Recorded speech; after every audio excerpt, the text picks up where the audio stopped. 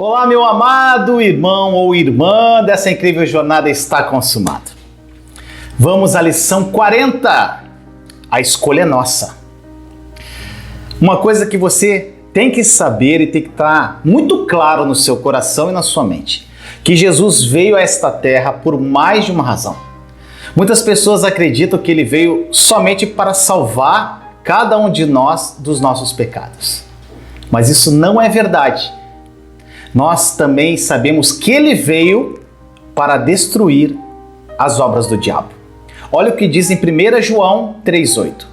Aquele que pratica o pecado é do diabo, porque o diabo vem pecando desde o princípio. Para isso o Filho de Deus se manifestou para destruir as obras do diabo. E outra importante razão pela qual Jesus veio e que muitos cristãos não sabiam, ele veio para mostrar o nosso papai, o nosso Abba. E nós devemos entender que o conceito de Deus como pai não existia na mente daqueles que estavam debaixo da velha aliança. Na verdade, considerar Deus como pai era classificado como uma blasfêmia. E essa é uma das razões pelas quais os fariseus se iraram contra Jesus muitas vezes, porque ele se dirigia a Deus como seu pai. E na oração do Pai Nosso, ele disse aos discípulos para fazer o mesmo. Agora, como Jesus veio para nos revelar o papai, nós devemos nos lembrar de que tudo o que ele fez expressou o coração do nosso Pai do céu. Olha o que Jesus disse em João 5,19. Jesus lhes disse esta resposta: Eu lhes digo verdadeiramente que o Filho não pode fazer nada de si mesmo, só pode fazer o que vê o Pai fazer, porque o que o Pai faz, o Filho também faz. Colossenses 1:15-16. Ele é a imagem do Deus invisível, o primogênito de toda a criação. Pois nele foram criadas todas as coisas nos céus e na terra, as visíveis e as invisíveis, sejam tronos ou soberanias, poderes ou autoridades. Todas as coisas foram criadas por ele e para ele. Paulo, ele confirma essa verdade quando diz que Jesus era a imagem do Deus invisível. E se você realmente quiser conhecer a natureza e o coração de Deus, eu encorajo você a estudar a fundo a vida de Jesus. E você vai descobrir que ele amava compassivamente os pecadores, os fracos, os perdidos. Ele não condenava as pessoas e ele se importava com elas. E uma passagem que fala comigo de uma forma muito profunda é da multiplicação dos pães e peixes, relatada em João 6. E é uma passagem que traz uma explosão no meu coração. Agora você tem que sempre lembrar, nós vemos o Pai em tudo que Jesus fez. Portanto, por favor, escute atentamente esse relato de João. Vou ler devagar para que você entenda perfeitamente. João 6, versículos de 1 a 13. Algum tempo depois, Jesus partiu para outra margem do mar da Galileia, ou seja, do mar de Tiberíades. E grande multidão continuava a segui-lo, porque viram os sinais miraculosos que ele tinha realizado nos doentes. Então Jesus subiu ao monte e sentou-se com seus discípulos. Estava próxima a festa judaica da Páscoa. Levantando os olhos e vendo uma grande multidão que se aproximava, Jesus disse a Filipe: Onde compraremos pão para esse povo comer? Fez essa pergunta apenas para pô-lo à prova, pois já tinha em mente o que ia fazer. Filipe lhe respondeu: 200 denários não comprariam pão suficiente para que cada um recebesse um pedaço. Outro discípulo, André, irmão de Simão Pedro, tomou a palavra. Aqui está um rapaz com 5 pães de cevada e 2 peixinhos. Mas o que é isto para tanta gente? Mandem o povo assentar-se. Havia muita grama naquele lugar e todos se assentaram. Eram cerca de 5.000 homens. Então Jesus tomou os pães, deu graças e os repartiu entre os que estavam assentados, tanto quanto queriam. e fez o mesmo com os peixes. Depois que todos receberam o suficiente para comer, disse aos seus discípulos: ajuntem os pedaços que sobraram, que nada seja desperdiçado. Então eles os ajuntaram e encheram 12 cestos com os pedaços dos 5 pães de cevada deixados por aqueles que tinham comido. Agora, por que Jesus multiplicou a comida aqui? João, ele não nos disse diretamente por que Jesus fez isso, mas na multiplicação relatada lá em Mateus, temos o motivo. Mateus 15:32 diz assim: Jesus chamou seus discípulos e disse: tenho compaixão desta multidão. Já faz 3 dias que eles estão comigo e nada têm para comer. Não quero mandá-los embora com fome, porque podem desfalecer no caminho. Olha só, Jesus alimentou aquela multidão simplesmente porque ele teve compaixão. E eu quero que você lembre-se aqui que nós estamos falando sobre provisão natural. E essa passagem não está falando sobre coisas espirituais. Ou seja, quando Jesus vê a sua necessidade material, ele se compadece. O que expressa também o coração do papai. Lembra? A provisão de Deus para nós não é motivada pelo que normalmente motiva os homens. Nós damos porque nós vemos uma outra pessoa com necessidade. Deus, ele dá porque ele é generoso. A sua provisão é um reflexo do seu caráter bom e generoso. Eu queria dar um exemplo que eu acho lindo do Reinhard com relação à Brazilian Kids Care, onde vai construir 100 orfanatos e abrigos no Brasil. Quando o Reinhard começou a construir os orfanatos do Brasil, ele sabia que existiria uma constante necessidade de recurso financeiro. Mas décadas atrás, muitos anos atrás, a Debbie, a esposa dele, e ele decidiram que jamais iriam buscar ajuda financeira de homens e nem fariam dívidas. Somente Deus deveria ser a fonte de provisão deles. Então, numa certa manhã, no tempo que o Reinhard estava em seu devocional com Jesus, Jesus o direcionou ao Salmo 68 e ele leu e nada específico chamou a atenção dele. E isso se repetiu por cerca de 2 semanas, essa mesma passagem. Até que o Reinhard disse ao Senhor: Senhor, é óbvio que o Senhor está dizendo alguma coisa para mim, mas o que é? Eu não estou entendendo. Então, o Senhor direcionou ele ao versículo 10 que diz: o teu povo nela se instalou e da tua bondade, ó Deus, supriste os pobres. Enquanto ele meditava no versículo, o Senhor disse para ele: eu jamais quis que você pensasse que eu envio provisão para os órfãos, dos quais você cuida para mim, porque eles são pobres e passam necessidade. Eu faço isso motivado por minha própria bondade. Isso é muito revelador.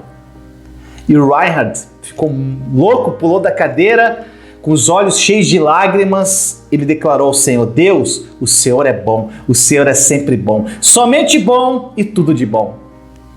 Ou seja, sempre haverá muita provisão. Olha só, meu amado irmão ou irmã, se não estivermos convictos da bondade de Deus, como nós vamos conseguir crer na provisão dele? Nós precisamos de milhões para produzir para Jesus a maior colheita de almas da história. Nós precisamos de dinheiro e todos os recursos do céu estão disponíveis para que nós o peguemos. Nós podemos pegar o quanto necessitamos para nós e para cumprirmos o propósito de Deus nesta terra. Sabe por quê? Porque Deus já decidiu. Vamos voltar lá para João 6, na multiplicação de pães e peixes para alimentar milhares de pessoas. Várias coisas falaram claramente no meu coração através desta passagem.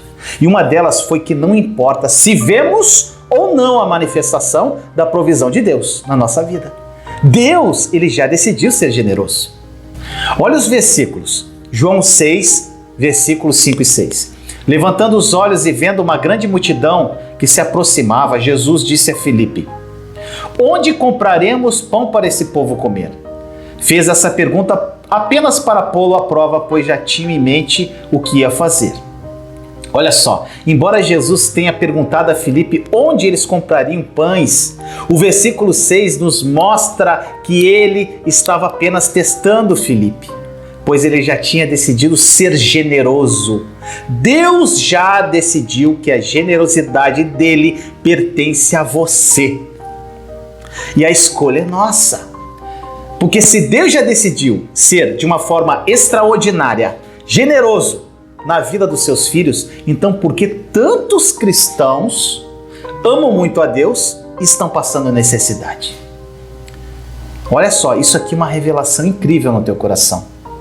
Pense no que está escrito no versículo 11. Olha a clareza com que ela é mostrada aqui.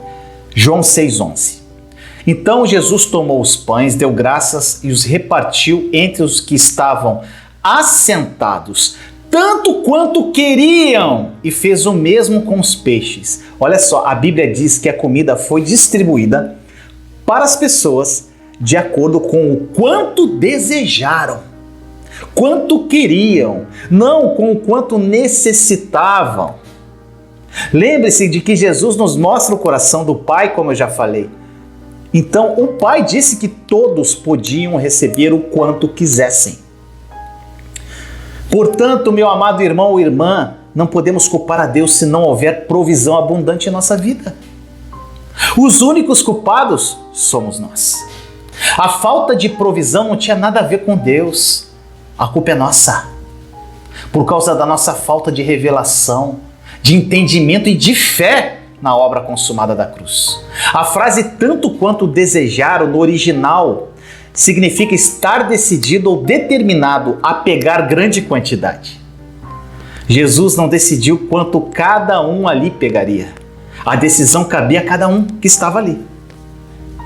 E eu imagino um caso hipotético, que naquela multidão havia pessoas com diferentes mentalidades em seu coração. Uns acreditavam de uma forma, outros acreditavam de outra forma. Por exemplo, se houvesse alguém com uma mentalidade de pobreza ali naquele meio, provavelmente teria ficado pedindo um pouco enquanto os pães e peixes eram distribuídos, esperando conseguir algumas migalhas. E só receberia isso. Alguns ali poderiam estar com uma autoimagem ruim e acreditavam não serem dignos, ou que Jesus não queria que eles tivessem abundância. Teriam recebido um pouquinho também. Alguém sem fé também teria recebido muito pouco. Mas ali no meio da multidão talvez houvesse alguém que dissesse assim: eu vou pegar mais que todo mundo, eu vou comer até ficar cheio. Depois eu vou levar um pouco para os meus amigos, para os vizinhos, e eu vou vender o restante ainda no mercado. E essa pessoa teria tido abundância, porque teria pego tudo isso. Jesus, ele reflete o nosso Pai generoso, e ele não decidiu quanto cada um receberia. Cabia a cada pessoa decidir. Que isso seja uma explosão no teu coração. A dolorosa realidade que eu também tive que enfrentar com minha própria vida é que o fato de haver muita ou pouca provisão com nossa visão não tem nada a ver com Deus, mas depende do estado de nosso próprio coração. Nós sempre teremos o que o nosso coração acredita. Na gramática do idioma original, que essa expressão foi escrita, ela está na forma ativa e significa o quanto você pegar e continuar pegando. E eu estou plenamente ciente de que muitas pessoas pelo mundo, infelizmente, têm abusado da mensagem da prosperidade. Muitos têm abusado dessa mensagem, visando dinheiro para lucro pessoal, movidos por ganância. Muitos estão com o coração tomado pelo amor ao dinheiro. Mas isso não nos dá o direito de rejeitar ou alterar a palavra de Deus. Deus é o Pai que disciplina seus filhos, então não cabe a mim e a você julgar essas pessoas. Eles que se entendam com o papai. Um dia todos nós estaremos diante de Jesus e prestaremos conta, pessoalmente, da nossa vida. Então cuida da sua vida e pare de criticar essas pessoas. Nós precisamos entrar no descanso. Olha só, um belo aspecto dessa história que eu amo é que Jesus os fez sentar antes de pegarem a provisão material, conforme diz o versículo 10. Olha o que diz. Disse Jesus: mandem o povo assentar-se. Havia muita grama naquele lugar e todos se assentaram. Eram cerca de 5.000 homens. Olha só, eu creio que isso fale para entrarmos no seu descanso. Nós não conseguiremos experimentar a provisão abundante de Deus se ficarmos agitados, orando, pedindo, implorando por isso. Nós devemos entrar no descanso da sua obra consumada, confiando na sua bondade, com plena segurança em nosso coração de que isso é o que Ele deseja para nós. Jesus, Ele não viveu na terra usando a sua divindade, seu poder divino para operar milagres. Ele fez os milagres como homem pela fé. Portanto, se nós cremos também, poderemos fazer obras até maiores do que Ele fez. Ele disse isso. E nessa história, Ele nos mostrou como é a apropriação pela fé. No versículo 11, nós lemos que Ele simplesmente pegou os pães e os peixes, deu graças e distribuiu. E pela ação de graças, pela gratidão, Ele expressou a sua fé e depois Ele agiu movido por essa fé, crendo plenamente na provisão do Papai. Então nós precisamos fazer escolhas para realmente vivermos da maneira que eu ensinei você aqui agora. Você deve fazer algumas escolhas. Primeiramente, você deve se livrar da incredulidade do coração e aprender a viver através da apropriação pela fé. Segundo lugar, você deve decidir o que você quer. Faça perguntas a si mesmo. Você está satisfeito com o estilo de vida que você vive nesse exato momento? O que você quer realmente do fundo do teu coração? Quanto você quer? Você quer simplesmente sobreviver? Se é isso que você quer, é isso que você vai ter. Quando terminar de responder essas perguntas, anote a sua decisão. Vinícius, eu decidi ser muito próspero. Eu decidi receber milhões do reino de Deus para distribuir para o reino, para missões, para crianças pobres sofridas e também não ter que me preocupar com a minha provisão natural. Eu acordava todo dia pensando nas minhas contas, nos meus boletos a pagar. Hoje eu não tenho mais essa realidade, porque eu vivo da provisão inteiramente dele. Eu escolhi viver uma vida sem ter que pensar em meu sustento diário e desfrutar da bondade de Deus. Essa vida que eu tenho com Thaís hoje. E em terceiro lugar, você também precisa se posicionar. Posicione-se com ousadia e declare assim: eu me posicionei para receber todos os recursos do céu. Todos os recursos que me pertencem em Cristo. Deus disse que eu poderia pegar o quanto quisesse. Então não me preocuparei mais com as finanças, mas eu terei uma provisão abundante para desfrutar da bondade de Deus e ainda ser generoso com todas as pessoas em todas as ocasiões. A menos, meu amado irmão ou irmã, que você se posicione ativamente para receber o que Deus já te deu, você não vai experimentar isso. E em quarto lugar, você deve renunciar, rejeitar e recusar a pobreza. Declare que ela não tem legalidade para estar na sua vida. Quinto lugar, declare que a obra consumada da cruz já está concluída e consumada, porque Cristo pagou pela sua provisão. Continue declarando que ela já está pronta, de acordo com a obra consumada da nova aliança. Que esta lição tenha sido reveladora ao seu coração. Muito obrigado. Amo você em Cristo.